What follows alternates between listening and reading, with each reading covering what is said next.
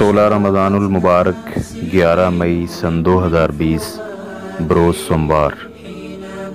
میں حجامت کی غرض سے حجام کی دکان پر گیا۔ وہ ایک چھوٹے سے بچے کے بال سیٹ کر رہا تھا۔ جب وہ فارغ ہوا تو میرے بالوں کی کٹنگ میں مشغول ہو گیا۔ دوران کٹنگ میری نگاہ سامنے والی دیوار پر ذرا اوپر کی طرف پڑی۔ ایک فریم دیوار کے ساتھ آویزاں ہے، جس پر ہاتھ سے بنا ہوا ایک انسان نما خاکہ اپنے دونوں بازو چوڑائی میں پھیلائے ہوئے ہے، اور اس کے نیچے خانوں میں کچھ گنتی درج ہے، اور تیسرے سٹیپ پر عربی سٹائل میں نہ پڑھی جانے والی عبارت درج ہے، جس میں عربی سٹائل کی کاپی کرنے کی ناکام کوشش کی گئی ہے۔ نہ جانے وہ عربی تھی یا ہندی۔ بھائی یہ کیا ہے؟ جواب ملا یہ تعویذ ہے۔ کس لیے؟ جواب آیا رزق میں خیر و برکت کے لیے۔ کتنے کا لیا ہے؟ جی وہ پیسے نہیں لیتا۔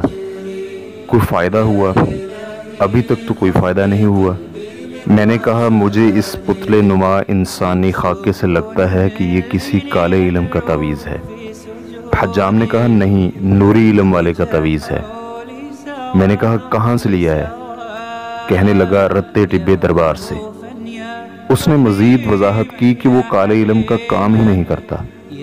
خیر میں نے اسے پیشین گوئی کے طور پر بتا دیا کہ اس میں لفظ یا بدرو لکھا ہوا ہوگا۔ خیر جب وہ حجامت سے فارغ ہوا تو میں نے اسے 100 کا نوٹ تھما دیا۔ اس نے 60 روپے بقایا دیے۔ میں نے کہا بھائی یہ بھی رکھ لیں۔ ہر دفعہ کی طرح اس نے کچھ کہے بغیر رکھ لیے۔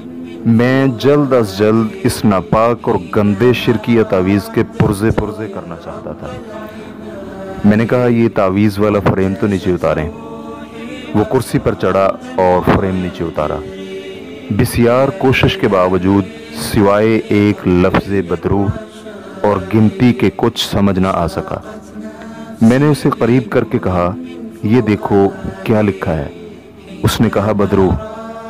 جب اسے عین الیقین ہو گیا تو میں نے با آواز بلند بسم اللہ اللہ اکبر ولا حول ولا قوت الا باللہ کہہ کر اس گندے تعویذ کے ٹکڑے ٹکڑے کر دیے۔ وللہ الحمد۔ پھر میں نے اسے سمجھایا کہ بھائی سب کچھ اللہ کی طرف سے ہوتا ہے، 5 وقت کی نماز پڑھا کریں۔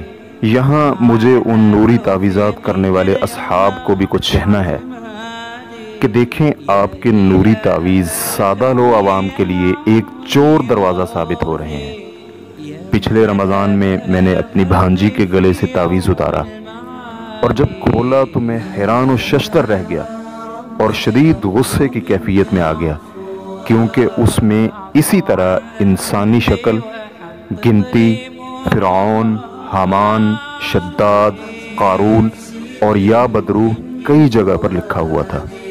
کتنے المیہ اور دکھ کی بات ہے کہ سادہ لو عوام کو ایک اللہ کی ذات سے موڑ کر فرعون، حامان، شداد، قارون، نمرود جیسے بدترین کفار کی طرف پھیرا جا رہا ہے، اور وہ بھی ان گندے سفلی علم کے تعویذوں کو نوری اور پھر نوری کو قرآنی اور مذہبی بتاتے ہوئے۔